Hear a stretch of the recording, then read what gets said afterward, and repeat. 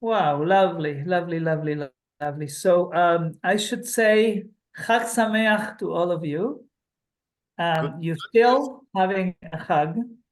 I haven't had one since 24 hours ago, because actually in the land of Israel, you celebrate only one day, not two. And even then, probably when I look out, it's about to become dark anyway. So if we could have had 2 days, it would have been the end of it anyway. But thank you very much for taking time of your very busy days, I'm sure.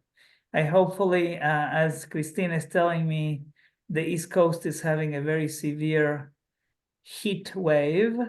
So maybe not in Virginia, but in Hazelton, or should I call it Hazleton? And right? Next week, yeah, it's starting to warm up, but next week it's going to get real hot here. So Excellent, excellent. So I wanted to begin by telling you what we're going to do this evening, afternoon, something, wherever you are. We're going to be talking about a number of things. First of all, we're going to talk about Shavuot as a holiday. We're going to be talking also about a wedding ceremony. I'll explain in a minute what I mean by that. And then we're going to actually talk about Leket. I just told Francis and Christina, I'm going to stand so you can see. This is Leket Israel. Leket is Israel is an organization that is a nonprofit. I'll tell you in a minute what they do, but I'm volunteering together with Ramón, by the way. In my case, for the second time, the first one for her. And I'll tell you a little bit of what we're doing and what Leket is doing about. And then I'm going to give you a shameful publicity about a cookbook that they are actually promoting in order to, whatever, if you buy it, is for the nonprofit to help out. It's all wonderful recipes. But I wanted to tell you about Shavuot because actually Shavuot is kind of like the holiday that got bad press. Like if you think about, for instance, Pesach, as I like to call it, not Passover, it has all the good parts, right? It's the time that we were liberated, we became free, we were slaves, we became free. And also, according to some, there's pretty good food. Even though not necessarily everybody agrees on the issue of the matzah and what have you. But Shavuot is actually a holiday very interesting already from a culinary point of view. Ashkenazi Jews have a tradition of having, what kind of foods do you eat on Shavuot? You can unmute. Dairy. You got it, Cliff. Dairy, Ashkenazi Jews actually have dairy foods. And why is that? Among that is because we are also celebrating, if you want to, commemorating, rather is a better word, the death of King David. We'll see at the end of my talk that apparently King David passed away on Shavuot. And therefore, it's like a sign of mourning. If you remember, meat is a sign of a celebration in Judaism. Maybe that will change if you're vegetarian. I'm sure Christina is looking at me, is not happy with what I'm saying. You can extract this from the record, but many times in the tradition, people say that when you eat meat, maybe because meat was scarce and expensive, that was celebrated in that manner for celebrations. And in fact, the Sephardic community, not surprisingly, also has a tradition of exactly the opposite, which is to have meat. So now you know, depends on what you want to do, you know what to eat. But basically, for many reasons, Shavuot is kind of the holiday. Also, it's hot. It's in the middle of the summer. It doesn't have the the patina, certainly not of Pesach, and certainly not of shall we say, of Hanukkah, and also, may I say, also of other holidays like Sukkot, where you have a tabernacle and we have other things that attract your attention. You'll say, so what's good about Shavuot? Aha, what's good about Shavuot? Why should I celebrate this amazing holiday? And I want to make, I see Marcia is a lawyer, so I want to actually make, come for the prosecution and say that what we are doing here is to let you know that actually Shavuot is equally important to Passover, to Pesach, if not more, if not more. How so? Because think about it.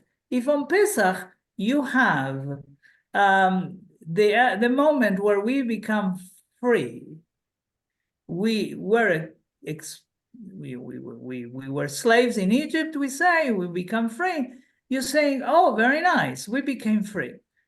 But the problem is, free for what? Free for what? What's the purpose of our freedom? And that question is answered on Shavuot. And it's interesting because it takes us in this lovely Jewish calendar. You go all the way of 7 full weeks, right? 49 days between Pesach and Shavuot. If you remember, on the second night of Pesach, you begin to calculate what we call the Omer, right? And it's very, very interesting that it's on Shavuot that we are going to answer the question of Pesach. In other words, why are we free? Why are we free? Anyone has any ideas of why Shavuot would actually give us an answer to this question? I mean, somebody will say free because I just want to be free to do whatever I want. Not exactly the answer that Judaism gives. What would be an answer that you would find that Shavuot is providing? Shavuot, by the way, Shavua means week, Shavuot, weeks. If you think about that, doesn't say very much unless you understand of this Sheva, Shavuot, 7 weeks that happen in between Pesach and Shavuot. But why would Shavuot be so important? Any thoughts? Sharon, did you raise your hand? No, it was my hand. Okay. We Right. accept the 10 Commandments. Beautiful, Naomi, beautiful. And in fact, I'm going to be more generous. And I'm going to say that one of the names for Shavuot, another name is Zman Matan Toratenu. This is the moment, the time that we receive the Torah. And noting that some people say Zman Matan Torah, and some say Zman Matan Toratenu, implying that there is a possession, is that we receive the Torah. Now, the rabbis say that we receive the Torah every day, and that we should study it Yomam Valayla, day and night, but somehow we make a point to recognize the fact that when we became free, freedom is not enough. Freedom is good for us to actually to perform mitzvot. And if you look at it, the Torah is actually the blueprint for our actions, for how we should live our lives. And therefore, I'll sing for you a song that reminds us of that, and it goes like this.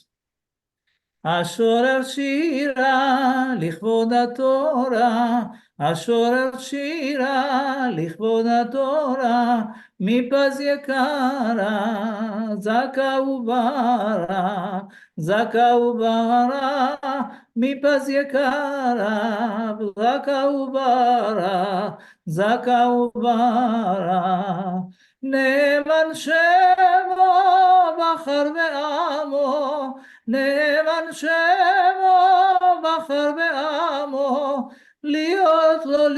לשמו אומה נבחרה, השורר שירה לכבוד התורה, השורר שירה לכבוד התורה, מפז יקרה זכה וברה, זכה וברה, מפז יקרה זכה וברה, זכה וברה. So this is a song by a rabbi called Rafael Baruch Toledano. I should call it not necessarily a song, but a piyut. Piyut, that is a religious poem.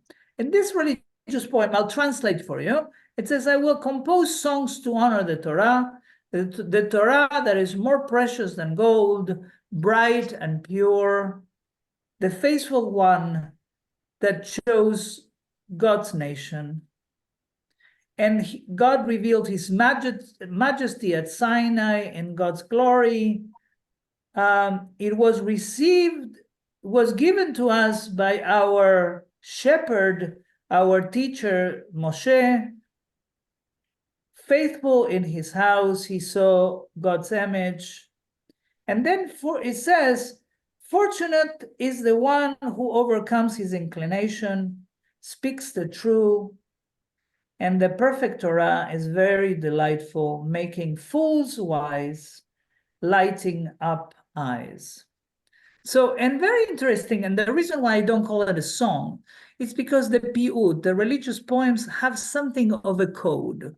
So, for instance, this is a late 19th century poem, and each of these particular lines have a connection to something else. For instance, when it says, Mipaz Yekara, one is more precious than gold, bright and pure, is actually reminding us of what?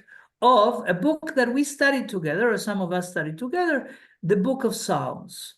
In the book of Psalms, there is Psalm 19 that actually says exactly that the Torah is brighter than gold. Why would it say brighter than gold? Because money cannot pay. Money cannot, precious gold cannot even approximate of the brightness of the light that the Torah can provide to our lives. In fact, and then in another case, for instance, when it says fortunate is the one who overcomes his, say, evil inclination, right? That some of you may recall that there is another book that we recite during Pesach until Shavuot. Some people continue going all the way to Rosh Hashanah to study together. It's called Pirkei Avot, the book of our ancestors. And on chapter 5, it says, who is great or who is strong? Akovesh et Yitro, the one that actually is able to conquer those instincts, those, we will call them today negative instincts, right? That destructive instincts. And so I thought that was a good introduction for our topic of the Torah. The Torah, by the way, that is given where? Is given in the Midvar. Midvar, I'm using the Hebrew word for a purpose. This Midvar is a desert. This Midvar is a desert, and it reminds me that once when I was in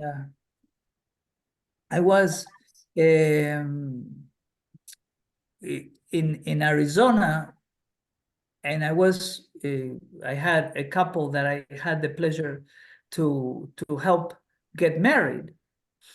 I gave them a talk, and in the talk I said the following: the word midvar, that means, like I said, the desert, has 4 letters: mem, dalet, bet, and resh. Mem, dalet, mem, bet, and resh. If you do not have punctuation, you could say that the word also reads medaber. the one that speaks, right?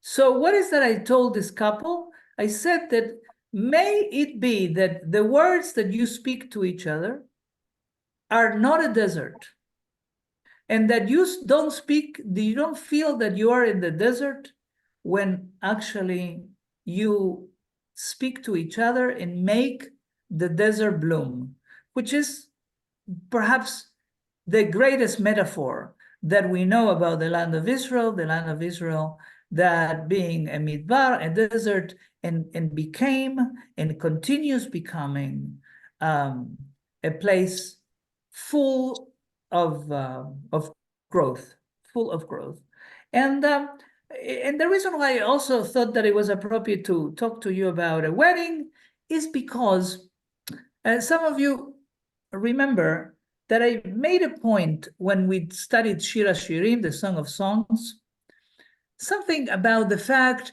that when we talked about different religions, we associate different things with them. For instance, if you talk about Christianity, what do you say about Christianity? Christianity as the religion of love. What do you think about Islam? The religion of submission, right? What do we think about Judaism? What kind of religion is Judaism? Most of us tend to think that it's the religion of commandments. We must do this, we must do that, we must be doing something else. And very interesting that love doesn't seem to appear as one of the qualities that we associate between us. Hello? Oh, okay. So that we associate with our love to Judaism, love between God and the Jewish people. So is this why I wanted to actually take you in very, very soon to this poem, another poem, a poem that is recited in the Sephardic communities, actually on the first day of Shavuot, if you are in the diaspora and you have 2 days. And this is, it's a ketuvah la Torah. What's a ketuvah? It's a matrimonial contract. And we'll see in a minute what this matrimonial contract is, between who and for what. But the first thing that I wanted to say is we have to remember that, that one of the things that happens in Shavuot is that we feel that perhaps we have not studied enough Torah during the year. And in order to receive it, we have to deserve it. So what is that we do? Of course, you remember the first night of Shavuot, there is a mystical tradition called Tikkun Leil Shavuot. Tikkun, the idea of repairing. What is that we are repairing on that evening of Shavuot? The fact that we feel, since we are receiving the Torah, all of us, right? And we're going to say exactly where we do that. We're receiving the Torah, but do we feel that we merit it? Do we feel that we are ready for it? Sometimes I wonder if this, in a much lower sense, doesn't remind you of the times when you go, say, to an opera. I don't know how many of you like operas, don't tell me. But let's imagine that you actually like opera and that you like to go to a theater, right? And let's imagine that you do go to an opera. One thing would be that you just remember that in 2 hours you have a performance and you just run and you watch the performance and you listen to it. Would you enjoy it? Probably you could if you like that. But what would happen if you have been preparing for it and you read the libretto and you put some good, beautiful clothes, which in the sense of Shavuot is to dress in white. And what would happen if on top of that you listen to a number of recordings and you're aware of great singers of the past that have sung the opera that you're going to go watch and listen? it seems to me, or is the agreement with many, that your impression and your on the impact of that performance would be deeper. And therefore, because of that, we have this Tikkun Leil Shavuot. A number of people actually study the entire night to make sure that when we receive the Torah, we are a little more ready. We have more merits to actually receive it, right? To be in a different spiritual place, to actually accept it fully. So this is so profound that I wanted to read for you about this matrimonial contract. And this is another mystical poem that says something very interesting about, first of all, where is the Torah received? As we said, the Torah is received in the Midbar, in the desert, in a place that is plain. Why, the rabbi says, because we don't want anything to upstage the Torah, right? That even the Midbar, even the desert can become an amazing place if the Torah is received in a place like that. And where is exactly that Moshe, our teacher, goes for 40 days and 40 nights to receive it? And he comes down to a place called Mount Sinai. Mount Sinai, or Mount Hermon in some other places. Where is that place? No one knows. No one knows. To show, the rabbis say, to show that one of the highest qualities that one can have is anava, or actually being humility, to be humble. That we can find sacredness in the lowest places, in the most unusual places. Sometimes we say, oh, if I would have all the great conditions, I would study Torah. Oh, if I would find perfect weather, I'll be connecting with God. And what this is reminding us is that this is not necessary at all. In fact, we can find kedusha, sanctification, in the lowest of the places, in the places like in the desert. The desert can speak to us words of importance. And Rabbi Judah Leon Kalai is the one that created this, one of these versions of this matrimonial contract.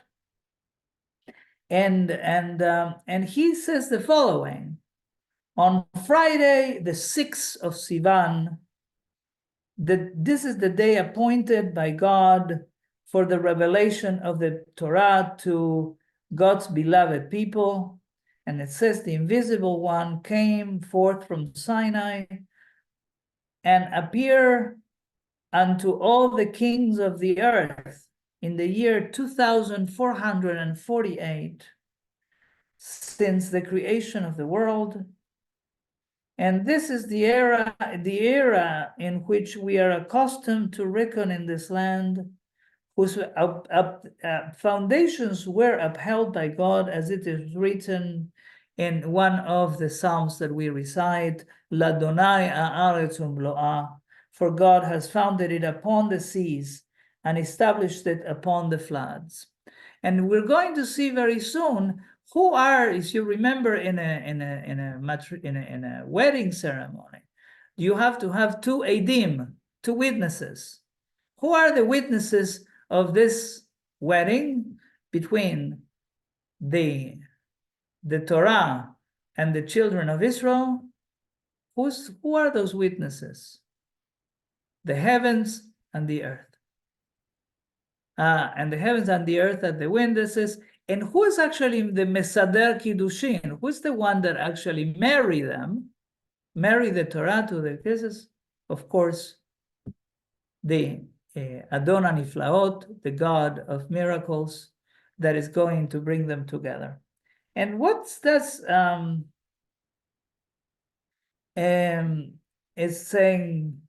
And saying what's that is saying about the Torah? It says the mouth of the Torah is pleasing, and everything is delightful.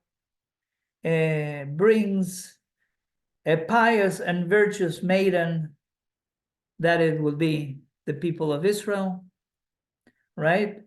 Who won favor above all, who is beautiful as the moon, radiant as the sun, awesome as a host.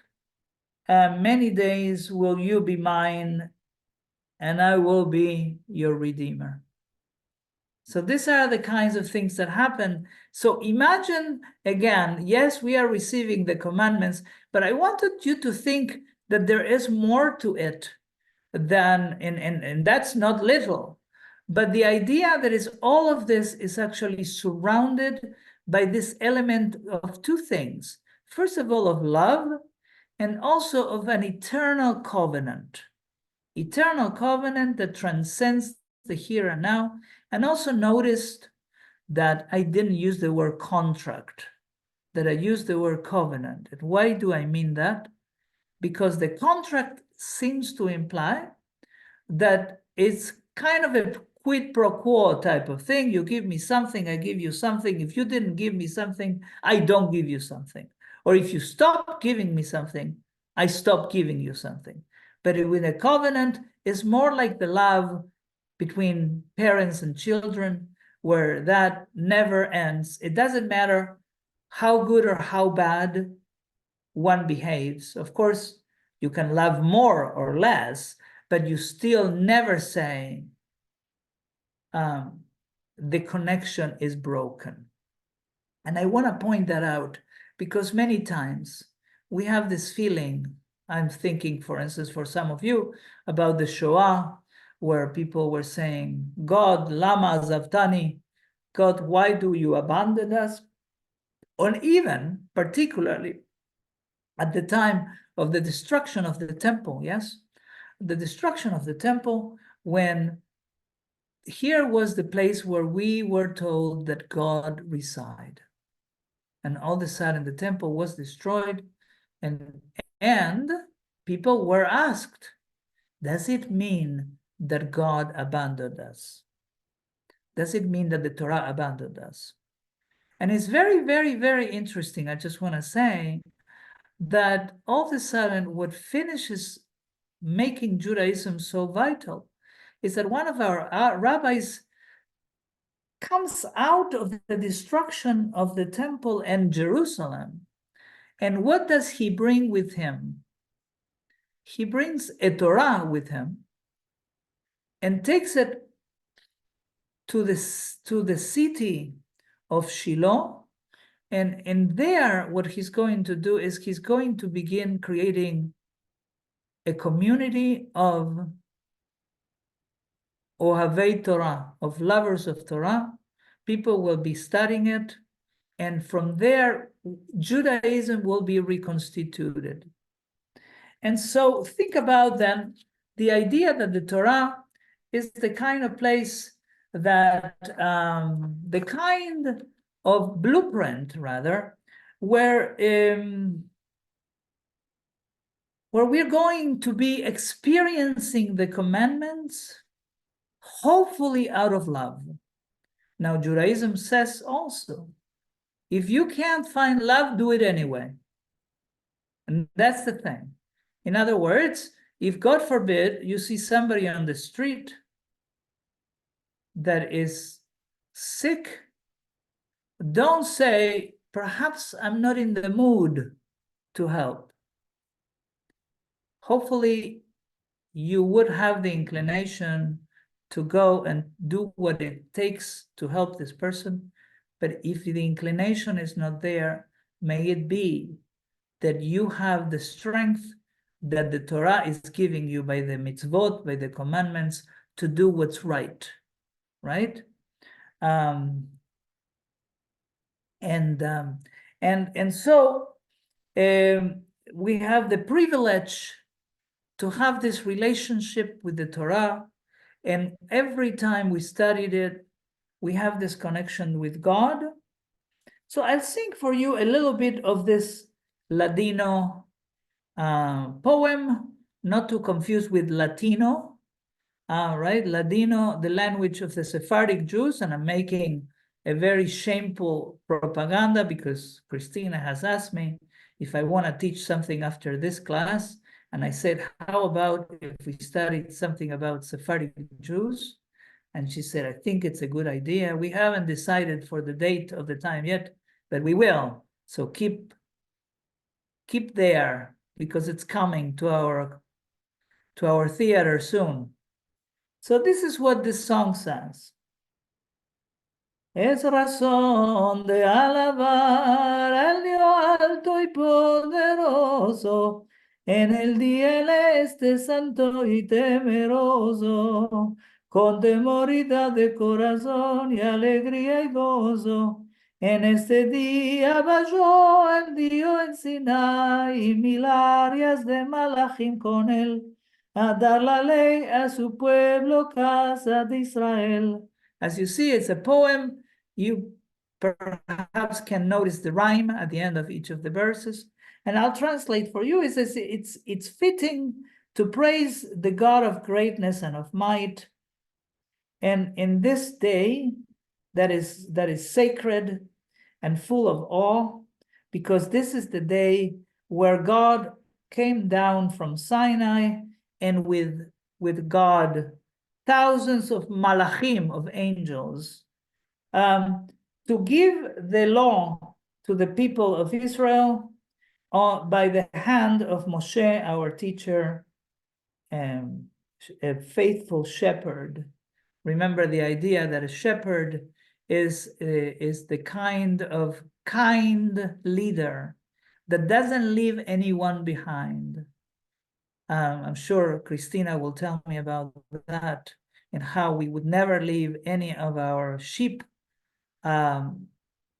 stranded, and we're going to go all the way back until we make sure that everybody comes together in the same way.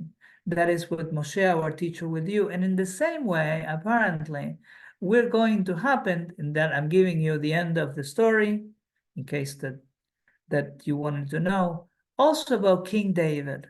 King David, that David Melech Israel, King David, that is finally the son that 10 generations after Ruth has Peretz, 10 generations later, he will be king of Israel. And he was also a shepherd, and he's, by the way, called Ne'im Zemirot Israel. And I'm saying this word, Ne'im, we'll see in a minute, sweet singer of Israel. Why is he called Ne'im Zemirot Israel? For a very good reason, because according to tradition, this is the author of Tehillim, of the Psalms, of the sweet Psalms that are full of glory, that we recite every day at all times.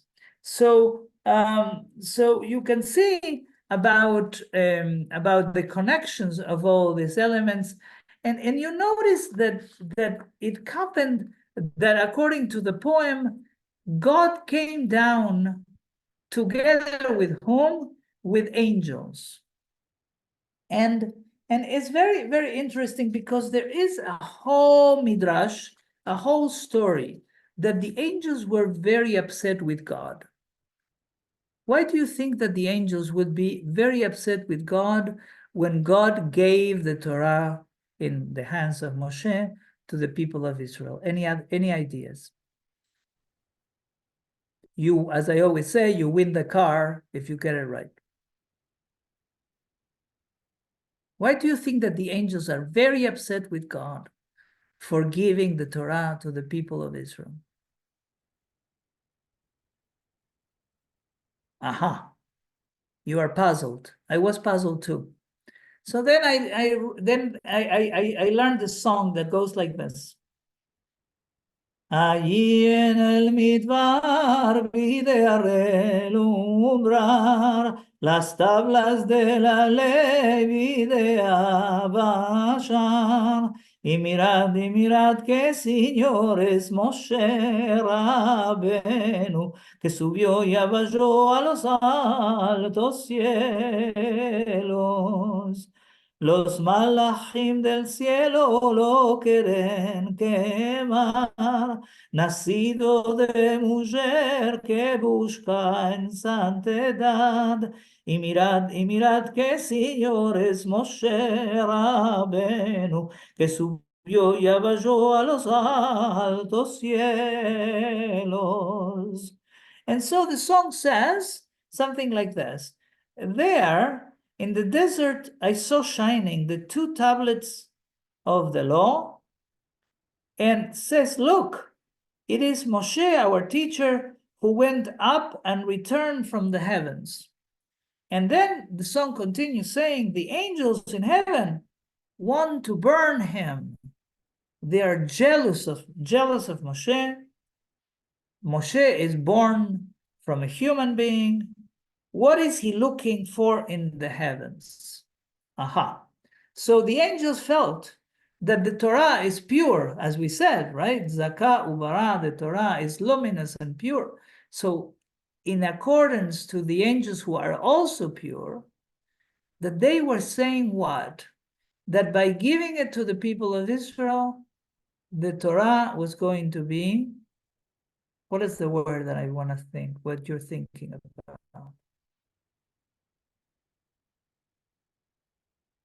Any ideas? Loss of the purity. Right, exactly. Kol hakavod. That by giving it to the people of Israel, the Torah was going to lose its purity. And what is the answer that God gives? Is, you angels, you are pure, you do everything well. You don't need the Torah. But the children of Israel do. They need some help to actually make sure that their lives are lived according to the commandments that the Torah is offering. And if they do, their lives would also be luminous. The Torah will illumine their lives and their actions will do the same, right? And so we're coming to this time, if the Shavuot has a number of names. For instance, one of them is called Chag HaKatzil. If you remember, all the holidays, the main holidays of Judaism, the 3 holidays of pilgrimage to the temple, are associated. There is a genius about the rabbis that took agricultural elements and added an extra dimension, another spiritual dimension, right? So Shavuot is called Chag HaKatzil, the barley harvest, right? And it's also called Chag HaBikurim, the holiday of the first fruits. I still remember when I was a child that one of the things that we had to do is to go everywhere and buy and sell trees, because we were going to make sure that the land of Israel had enough trees. I want to tell you that unfortunately one missile came into one of the major forests in Israel here a few days ago and destroyed a large part of it. But I'm telling you one thing for sure, is that that forest that now is so burned will return, and we'll look at it beautifully once again. It may take years, but it will be back. So Chag HaKatzir, the barley harvest and the first fruits. And also we read a particular book. If you recall, I'm going to give you an introduction. There are three parts of the Tanakh. Tanakh is an acronym for three words. The T or Taf for Torah, the 5 books of Israel, of the Torah. The Nun for Nevi'im, of the prophets. And the Chaf, or the Kaf rather, Ketuvim, or the books that came late to the canon, as they are called, of what constitutes the Tanakh. Notice that I don't call it the Old Testament. If you want, we can call it in English the Bible, because Judaism, we don't believe that there is the New Testament, just only this Testament. And the Torah, the 5 books of the Torah, of course, we chant every Shabbat and during the holidays, as in Shavuot. And we also chanted Mondays and Thursdays to make sure that they are done. We don't have more than 3 days of the week without studying Torah. Then the books of the prophets that are associated with another part of our liturgy called the Haftarah. If you remember, this is the portion that normally we chant after the Torah reading that is focused on the prophets. And then we have this section of what's called the newest books. And one of them I mentioned, Tehillim, the Psalms, that are basically spread throughout the liturgy, right? Whether it's Friday night as part of the Kabbalat Shabbat service, or Shabbat morning as part of the Zemirot, of the Psukei de Zimra, as they are called in the Ashkenazi community, but also in many, many other places, including, may I say, when we are in mourning, all right, because they provide the wisdom. So the Psalms are very much an integral part of our liturgy. And then we have other books. For instance, during Pesach, as you remember, we chant the Megillat Shir HaShirim, the book of the Song of Songs, because it's associated with the spring. And during Tisha B'Av, the 9th of Av, during the day that we are inconsolable because of the destruction of the temple, we recite this book called Megillat Eicha. Eicha because it's the first word of the book, translated into English as the Book of Lamentations. Then on Sukkot, another major holiday, we recite the book of Kohelet. Kohelet, that is translated into English, or rather into Greek, as Ecclesiastes. And I always say, this is very good because people then say, oh, Ecclesiastes, now I know what it means. And of course, no one knows what it means anyway, but it feels somewhat better than Kohelet. And then we come to the book of Ruth. Yes, I forgot Purim, right? Purim, Megillat, Esther, right? If you remember the book of Esther. So we get to Shavuot, and we recite this book called the Book of Ruth, Megillat Ruth, and we wonder why. Why is that this heroine, this woman, Moabite, she is the one that we celebrate during Shavuot? During the time that we receive the Torah, one would have thought that the person that we will be celebrating could be Moshe, could be Abraham, could be other of our Sarah, some other of our very, very prominent ancestors. Instead, we put the accent on a woman, a Moabite woman. Will say that the people of Moab were actually arch enemies of the Jews, to the point that if you remember in the Torah, we are told that when the children of Israel were tired and hungry, the Moabites came from the back and really created a lot of commotion and death. And so we'll see what happens with that element.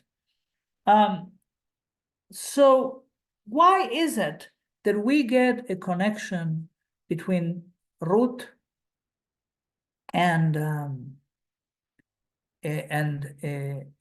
Shavuot? So I want to say to you that there is something really interesting about Ruth. Ruth is a woman that has initiative. Ruth is a woman that actually chooses. Ruth is a woman that has some clarity of understanding of what she wants and how to pursue it, even if it feels very difficult to achieve. So I invite you to read the book. It's only 4 chapters. It's really, really juicy. I'm going to tell you a little bit about it, and then we're going to get some conclusions of it. So the general plot goes like this. In chapter 1, there is a family of Naomi and Elimelech. We'll talk about them in a minute, with their 2 sons, Machlon and Chilion. They live a place called Bethlehem. And why do they live? It says, because apparently there was famine. I'm saying famine. Now, the book begins with the words, Vayehi bimei shefot hashoftim. This may be something very apropos to our times. Why am I saying that? This is the time of the judgment of the judges. Some people read this as the fact that the judges were judged. I know my friends, the lawyers, may not be happy with me, but apparently this was a time of great uncomfort. Apparently the laws were not followed, especially by the lawyers, especially by the judges, and they were judged. And the word Vayehi, and it was, in it beginning on like that, you wonder why it says, and it was. And what? It's just the beginning of the book. Why and? It seems to be a code among other places. Look, for instance, for those of you that are interested in the book of Kings, there was a time of great famine, and also uses this word Vayehi. And the rabbis seem to implicate that when there is famine, there is more than hunger in the physical sense. There is also spiritual hunger. But nevertheless, notice, it's fascinating to me that every one of these words in Hebrew have very profound connotations. Like the word, where is that Naomi and Elimelech live? From a word called Beit Lechem, or you know it as Bethlehem, right? Bethlehem. And this is the house, literally the house of bread, right? So there was famine, and they are leaving the house of bread. Let's leave it at that, if you may. But this is the chapter 1, deals with that. Very interesting. There are many. They go to where do they go? They go to the land of Moab. Machlon and Chilion, the sons of Naomi and Elimelech, get married to Ruth and Orpah. We'll see about them. And eventually, at some point, they die. We'll see in a minute about how that happens. And also Elimelech dies. There is a whole thing in the Torah, if you remember, even with Abraham and with Jacob, the Torah is very hard with people that leave the land of Israel. Doesn't like that. And they leave the land of Israel. Some claim that they were supposed to be leading the people at a hard time, and yet they leave. And once they leave, they die. And so Naomi is left with the two daughters-in-law, Ruth and Orpah. And I'm not going to tell you a whole story yet, but let's say that eventually 2 out of the 3 return to the land of Israel. The chapter 2 deals with a field, the field of Boaz. We'll see who Boaz is in a minute. In chapter 3, there is a very, very, I would say, emotional and loving scene about a granary in Boaz field. We'll look at that in a minute. In chapter 4, is the field is redeemed. The community brings Boaz and Ruth together. Ruth has a baby that, as I said before, will become the ancestor of King David. So look at what's happening. Elimelech is Eli. And again, let's look at what it means. Elimelech, the husband of Naomi. Elimelech means Eli, my God. Melech is a sovereign, is a king, right? He's supposed to be leading. He does not. His wife, Naomi, comes from the same word that I told you before, Naim, which means pleasant. And then the 2 sons, Machlon, that comes perhaps from the root of machala, of disease, and Chilion, that actually comes from the root of defeat. So apparently the defeat and the illness are left in the town of Moab. And so it is that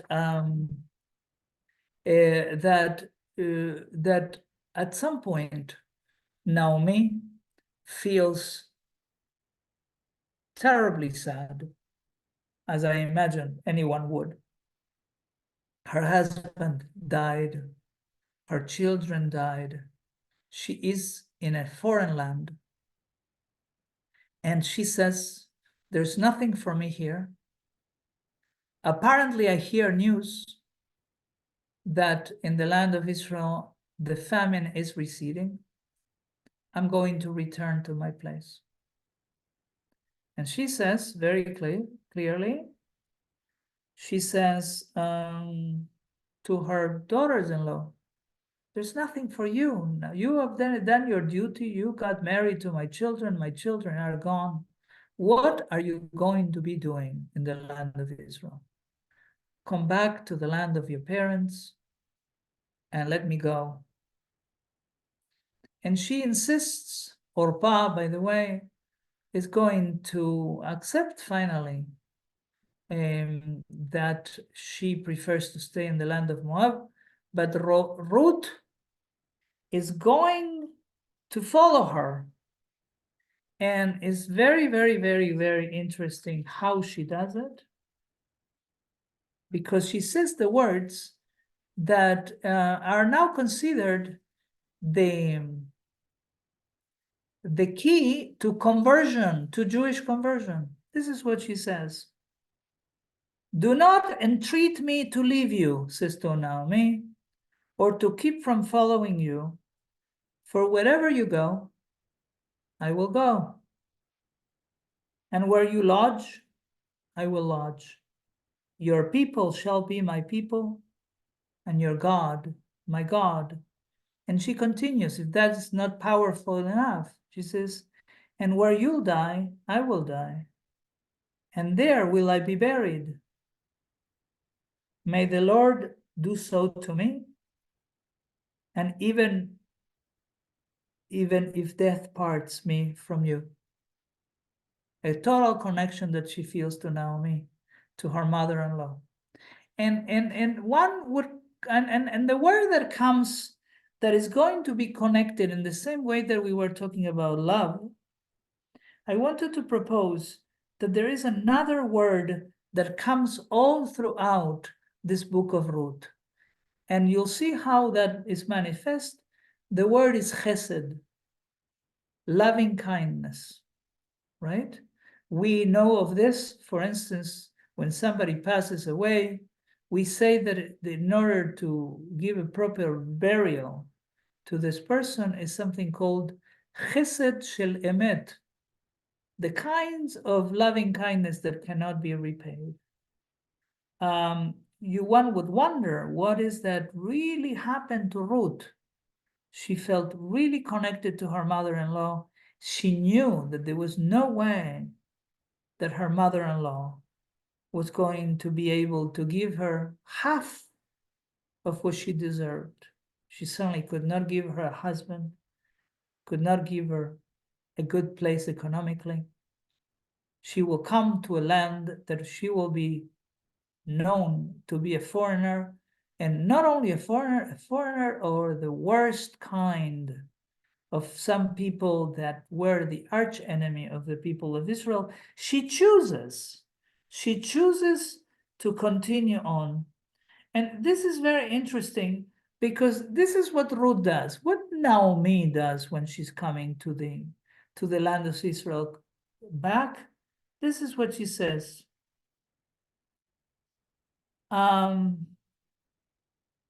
The people recognize Naomi when she arrives, and she says, "Are you Naomi?" And Naomi answers, "Don't call me Naomi. Don't call me pleasant. Call me Mara, bitter. For God had dealt very bitterly with me." And very interesting at all, that while Ruth embraces her wholeheartedly, at this time when she feels depressed, clearly, she can't see everything that Ruth is doing for her, and the fact that she is not alone, that she has somebody that is offering her love day in and out. And she talks about herself to call me Mara, for God has dealt very bitterly with me, right? Nothing about this woman that is coming with her. And so it's very interesting that in this element of depression, Naomi comes and she sort of paralyzes. She comes to this place, and it's Ruth who's going to take active participation, basically saying, "Don't worry, everything will be okay. I'm going to go to the fields, and I'm going to try to glean, to harvest the fields in order to provide you and me with some food." And she will go. And by the way, I want to make a point right here to tell you that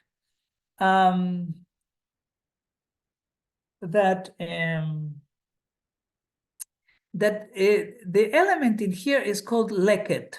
As I was telling you about Leket Israel, about this institution, non-profit, but in the Torah, leket refers to the produce which falls to the ground during the reaping. The Torah is very specific about it. It says, "And when you reap the harvest of your land, you shall not reap to the very corners of your field, nor shall you gather the gleanings of your harvest." And then more specifically, "You shall leave them to the poor and to the stranger." And then God gives this particular answer of why that's so. Very, very, very strong answer. "I'm the Lord your God." This is all it says. It's what's considered one of the hukim, one of those kind of laws that don't seem to have a particular rational explanation, except to say, every time you do that, you are connected to God, because I am your God. You'll see, you'll strengthen that connection, right? So it is then that leket has become a cornerstone also in the land of Israel, not in particularly for the biblical concept, but I want to tell you about an American called Joseph Gittler, who immigrated to Israel from New York in the year 2000, and soon became acquainted with the statistics of poverty in the land of Israel. These statistics included the understanding that poverty referred to even those who work for a living, yet struggle to survive on a daily basis and still remain below the poverty line. You can imagine, right? The idea that even in a country that has become quite wealthy, many people fell down the poverty line. Of course, this is not surprising in the United States of America, but nevertheless, Joseph Gittler creates this foundation, Leket Israel, that deals with harvesting in order to get surplus agricultural products and collecting cooked meals, sorting and distributing them to the needy throughout the country. They now, after October 7th, have constantly brought volunteers among ourselves, being some of them, Juan and I, to go to different parts of the country, especially to the south, the places that were decimated, kibbutzim and moshavim that were decimated. And so the produce can be harvested and sometimes planted back so things don't stop. And we are able to continue in a better in an effort to provide more equality, at least in terms of food for the country. So, as I was saying, Ruth comes to the field, and she's actually very interesting. She goes and she says, very kindly asks for permission. She doesn't know of this law of Leket, but she nevertheless asks for permission at this field that happens to be Boaz field. Boaz, by the way, also a name with great significance. Bo, it is in him. Oz, strength. So Boaz was a man of character. So she says, I beg you, let me glean and gather after the reapers among the sheaves. So she came, and she has continued from morning until evening, scarcely spending any time in the shade.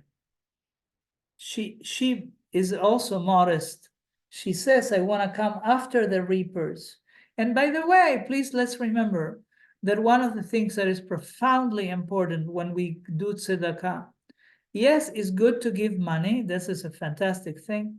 But if we can do anything that provides people not only with sustenance, but also with the opportunity of doing a job, is, according to Maimonides' 8 rules of tzedakah, the highest of all. The one that allows us to give somebody the dignity of labor, the dignity of labor. And so she continues melaketet, she continues gleaning, and then is Boaz who's going to say very clearly to the reapers, make sure to leave some room for her. So she doesn't feel that that we are giving her something like something for nothing, yes? That she is actually able to gather her own food. And so it's very interesting that she continues providing for her mother-in-law when she sees her mother-in-law and tells her that she's in Boaz's field. She understands now that Boaz is a man of integrity and Naomi sees an opportunity. The opportunity is the opportunity for her, for Ruth to become connected to Boaz. And so comes this moment when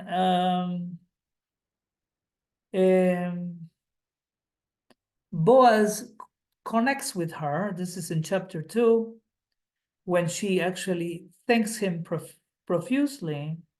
And she asks Boaz, she says, why have I found favor in your eyes that you should take notice of me, seeing that I am a stranger? Why do you care for me? And Boaz says these very, very profound words. It has been told, I have been told that since your husband passed away, you have not separated from your mother-in-law, and you have gone with her. You have left your father, the land of your birth. By the way, not different. I'm sure those words resound to you as the words of Bereshit, of the time of Abraham, of Lech Lecha, when God commands Abraham, says, Lech Lecha me'artzecha, leave the land of your father, right, to the place that I will show you. And so does Ruth. She leaves the land of her parents, the land of her birth, to a place that they did not know her. And he says, I admire that. And in fact, he feels that because of that, she merits of his chesed, of his compassion.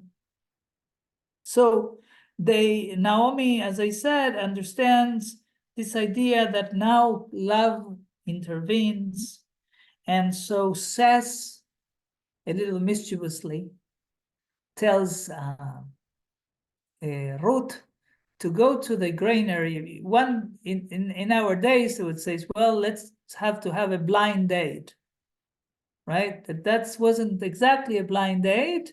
What he says, I'm sure that at some point Boaz is going to be sleeping in the granary. So when he's there, just lie down at his feet, right? That's the blind date. Boaz sees her. And basically, she asks her, apparently, among the qualities of Ruth, I'm sure in the land of Israel, this is much appreciated. She actually is very matter of fact and says to him, marry me. And Boaz says, that's a great idea. But there is a problem. And the problem that in antiquity is that when you have lost your husband, somebody from your family has not only the priority, but the honor to marry a woman that has not been, that is alone. So somehow Boaz finds the ancestor that was the closest. He refuses. He says, I already have a wife. He is not interested in a second wife. And so now comes Boaz to the edge of the field, or to the edge of the town, rather, and with the minyan, with the 10 other elders, they begin to discuss whether he can marry Ruth or not. Why is this problematic? Let me tell you why. Because the Torah says that Jews could not marry Moabites. That's a problem, because Ruth was one of them. Until, of course, one of them seems to remember that there was one exception. That was when the Torah says to marry a Moabite meant to marry a man Moabite. In other words, a woman, an Israelite, could not marry a man, a Moabite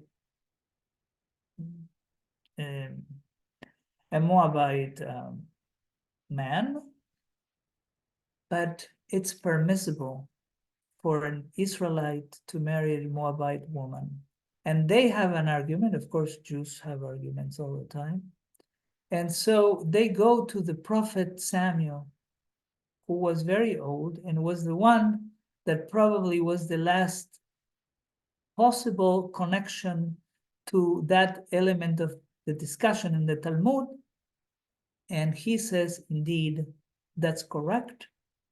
So Boaz is actually is able to marry her.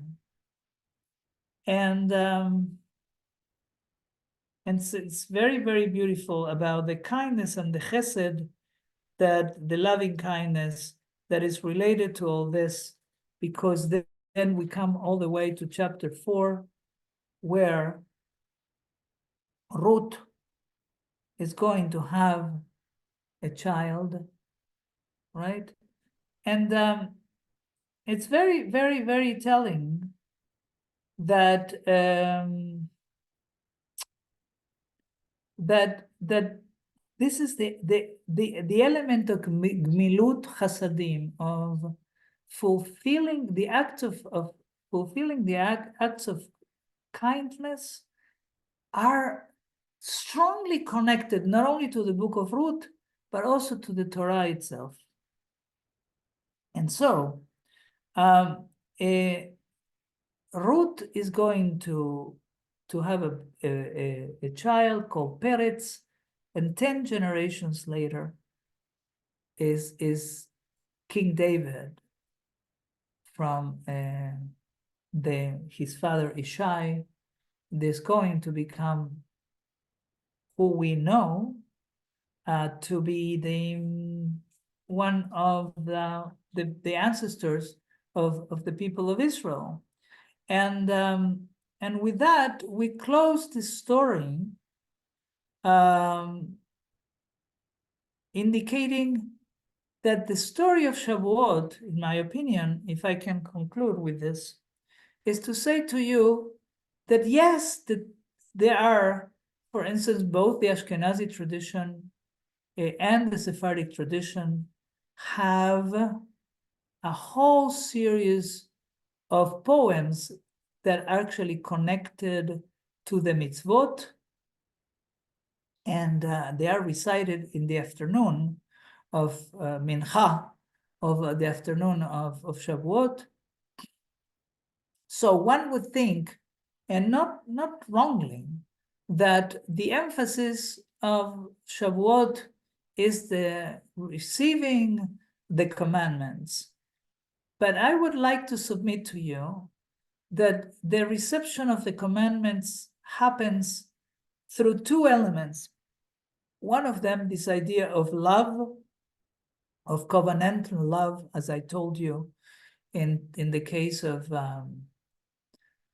this marriage, right? Of this marriage between the children of Israel and the Torah, and also the element of chesed, of loving kindness, the idea that perhaps is something that we should remember more often, when many times we think that if we fulfill the commandments and we don't think about loving kindness or love at all, that's sufficient. And perhaps it is, but perhaps it would be interesting and even profound to actually add to the religious understanding of Shavuot also the emotional aspect of connection. Connection is, if we are connected to the Torah, connected to the Borei Olam, to the creator of the universe, and especially connected to each other at a time where we seem to be so separated. Here, trust me, in the land of Israel, I can talk about it. So many issues that separate all of us. So few that seem to bring us together. So perhaps Shavuot, more than ever, is the holiday that seems to remind us that we have to look for a different route. And I submit that this different route maybe this is going to bring some critics, but maybe so, that not only that the love and the loving kindness has to happen between Jews, but also between us and members of the whole world, and more specifically to the Arab world, and to more specifically to the Palestinian world. It may be that we can find a time where loving kindness reigns instead of war, then maybe we are able to change the paradigm and find those elements that unite us, that connect us to the best of us. And I want to finish with one thing that perhaps is very much part of the Torah. We are told that the Torah has Shivim Panim la Torah, 70 faces to the Torah. In fact, perhaps you know that the word face in Hebrew is translated as panim. Panim is actually plural. It's not singular. What would you think that means? What do you think? What is the implication of the fact that in Hebrew the word face is not conveyed in the singular, but is conveyed in the plural? I'm leaving you a little time to let me know your thoughts. Any ideas?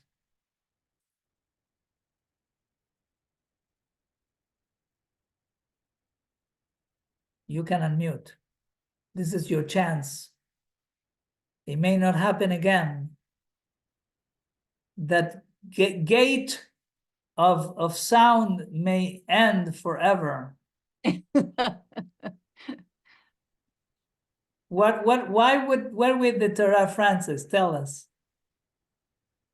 I am not sure. What is suggested to me is that each person that we see, God sees one face. Each person that we see sees a different face, but only God knows us in totality. Wow. Love. Just to being, as they say, on one foot, that is pretty amazing.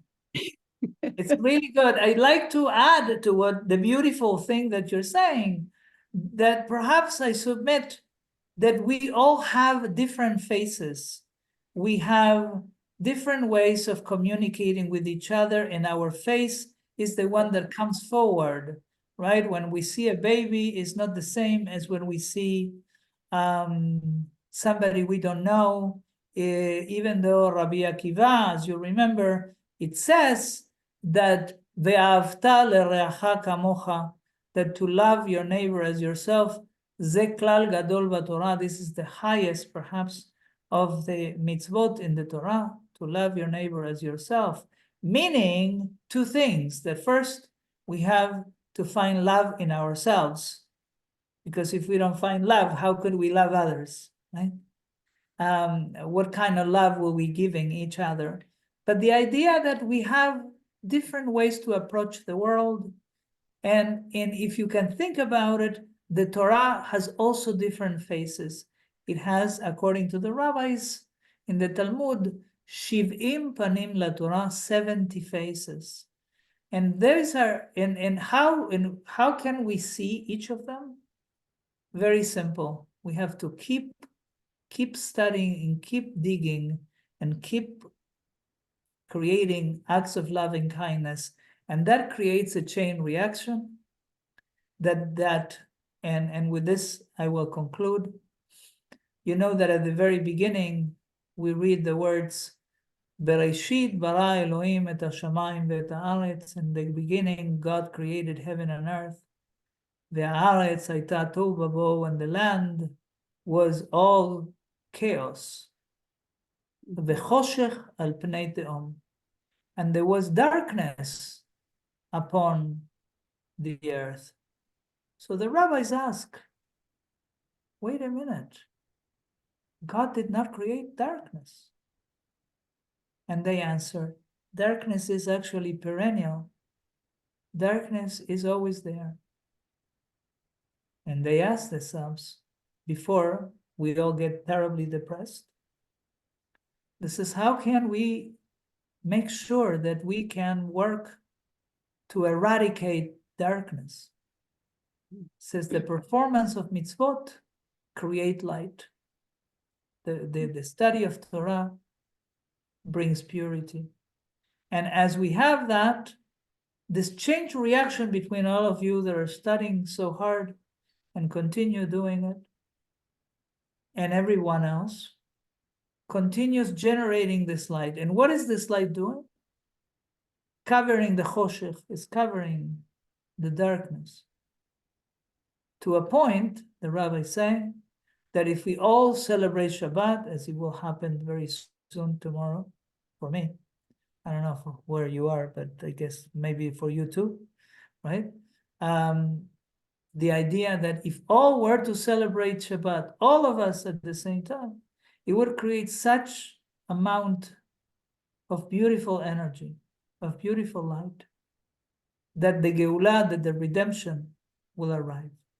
And that's why this other is the other element of Megillat Ruth, that from King David will come the Geulah, the redemption. And what's redemption we can discuss, but it certainly is going to be a time where we will actually be seeing an enormous amount of light. Now, let me say, just as an ending, that because choshech, because darkness is perennial, darkness never disappears. So it's our responsibility to continue performing mitzvot, performing commandments. So we continue creating that light, because when we stop, darkness reappears.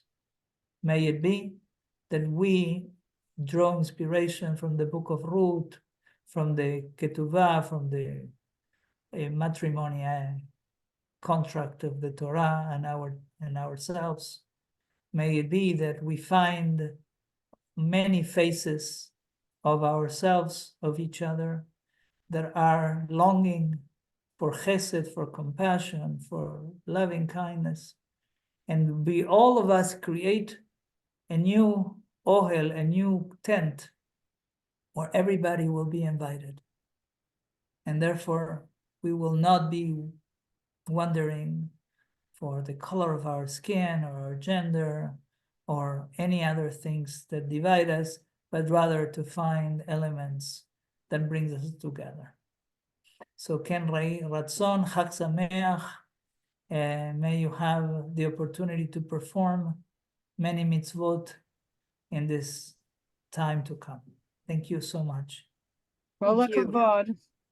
Thank you. Thank you. Thank Thank you. Thank you. Best of luck in Israel and safe travels, Cantor Ramon. Thank you. Thank you. Take care. I really appreciate all of you, and that you're getting in the middle of the afternoon of Shavuot to actually listen to this. I hope that brings you some solace.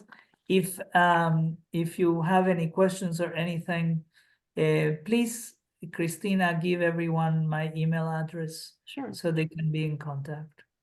Okay, I'd like to say one final thing.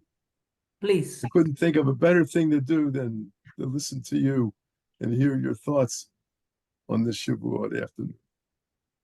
Thank you. Wonderful. Enjoyed it. I'm so And I glad. have to have faith that what you say can come true. Amen. Let's all pull together. Let's all pull Amen. together. Yes. And I hope to see you very soon when the high holidays come. Rosh Yes. Hashanah, are you going to be in Hazleton? Mhm. It depends. If you want me to come, I may come. We want you to We be want here. you. Okay, fine. I'll come. We want you. Thank you. Thank you very much. So, Chag Sameach, everybody. Okay, Excellent. be well. Thank Bye-bye. you, Hazzan. Be well. Well, bye. Bye.